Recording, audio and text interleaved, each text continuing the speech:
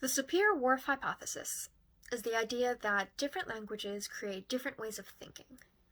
In other words, the language that you speak has the ability to influence your thoughts, your actions, and how you even view and experience the world around you. There are two different versions of this, the strong theory and the weak theory, but before I get into the details and the differences between them, I want to speak a little bit about the men who helped develop this idea into what it is today. Benjamin Lee Whorf was originally a fire inspector for an insurance company. Thankfully, he decided to pursue his interest in linguistics, and he was the one who introduced this idea to the public. He had done fieldwork in Mexico, he studied indigenous cultures in North America, and he studied under Edward Sapir, a professor at Yale University in both anthropology and linguistic graduate programs. Now, Sapir, in his research and his studies, he focused more on how individual personalities shaped a culture and the psychological influences that were in play as well. And of course, his ideas came from his experiences and his time spent with the groups that he studied. Some of them, however, came from issues in his personal life, and some of them came from one of his professors, Franz Boas. Now, you may recognize Franz Boas as the father of American anthropology. He made many contributions to anthropology and linguistics, and he promoted the idea of ethnographic fieldwork, of cultural relativism, of culture as a fluid and dynamic concept, and not the unchangeable thing that most anthropologists of that time believed. Now, the reason that I bring up this family tree is because it reminds us that linguistics and anthropology are not two completely separate, unrelated fields. They are connected, and Boas, Sapir, Whorf, they recognized this and they understood the importance of the connections and influences that both fields had on each other. Now, going back to the Sapir-Whorf hypothesis, I had mentioned that there are two different versions, and I want to speak on the strong theory first. It is also referred to as linguistic determinism, and it states that a person's thoughts, actions, worldview are restricted or determined by the language that they speak. Now, this theory had been dismissed in the 1940s and the 1950s, but Whorf truly believed that this was the correct version. He supported his ideas with the research that he conducted with the language of the Hopi Native American tribe. He claimed that the Hopi didn't have proper tenses like what we would see in many Western languages, and instead they referred to the past and present in one way, in a concrete sense, and the future in terms that roughly translate to begins doing or does with a forward motion. What this means is that the Hopi didn't view the future as something that may or may not happen.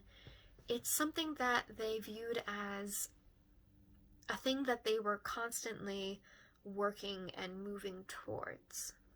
Now, they also counted ideas like days, weeks, months, etc. differently than they did trees or fish or houses. So instead of saying in 3 days, they would say on the 3rd day. Now, these two pieces of information specifically are what made Whorf believe that the Hopi viewed time as something connected to and affected by the physical world around them. This correlates with Albert Einstein's theory of special relativism in regards to space and time, and Whorf believed that the Hopi intuitively understood this idea that took Einstein years to come up with and develop. And this may sound like to us an exaggeration of what the Hopi actually meant with their version of tenses, and in all honesty, it was. Steven Pinker is a linguist and psychologist who was not the first nor the last person to criticize Whorf's hypothesis. But he did point out the fact that the Hopi did have a sense of time, they did have proper tenses, and they did have complex timekeeping practices. So Whorf's entire theory of this timeless society was based on not the truth. Pinker also criticized Whorf's reliance on an anthropological viewpoint in regards to the relationship between language and thought. He says that there's too much psychology and cognitive science involved that Whorf just didn't take into account for him to be able to draw any accurate conclusion in either way. Now, again, the strong theory has been dismissed by most anthropologists for a very long time for a variety of reasons, but the weak theory is still supported even to this day. The weak theory, or linguistic relativity, is the idea that a language only partially influences thoughts and behaviors, not restricts it or determines it. The American Psychological Association actually did a study on this idea that was based on how people who speak different languages estimate time. They took groups of Swedish speakers, Spanish speakers, and people who are bilingual in both languages, and had them guess how much time had passed by looking at a growing line on a field and a container being filled. The important thing to understand is that Swedish speakers use distance phrasing when speaking about time, such as it took a long time or it took a short time, and Spanish speakers generally use quantity phrasing, such as it took a lot of or it took a little bit of time. Now, they found that Swedish speakers were focused on and were sometimes misled by the image of the growing line on the screen, and the Spanish speakers were focused on and influenced and misled by the container being filled with a liquid.